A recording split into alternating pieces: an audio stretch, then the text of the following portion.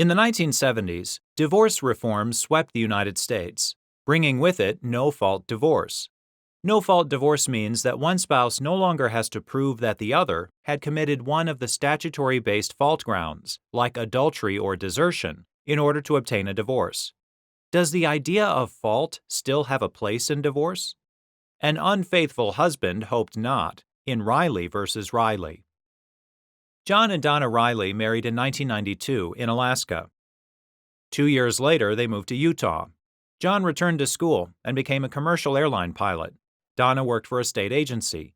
While they were married, John's earnings rose substantially, but Donna's remained steady. During the marriage, John had an affair, which led to the birth of a son in Houston, Texas. John kept the affair and the child secret from Donna, who discovered both when the child was more than a year old. After counseling, John and Donna agreed to stay married on the condition that John have no contact with his son or his son's mother. But in 2003, John left the marriage and moved to Houston. John filed for divorce.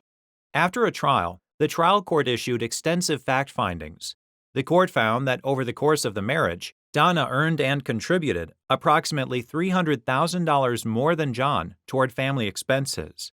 The court further found that John's income at the time of trial exceeded his expenses, and therefore he was able to provide support for Donna. The court determined that Donna required support because her expenses exceeded her income. Finally, the court concluded that Donna was more credible than John, and that John's infidelity and deception caused the divorce. Based on these findings, the court ordered John to pay Donna $900 a month in alimony for a period not to exceed the length of their marriage. The court explicitly acknowledged that it had considered fault in assessing alimony. John appealed to the Utah Court of Appeals.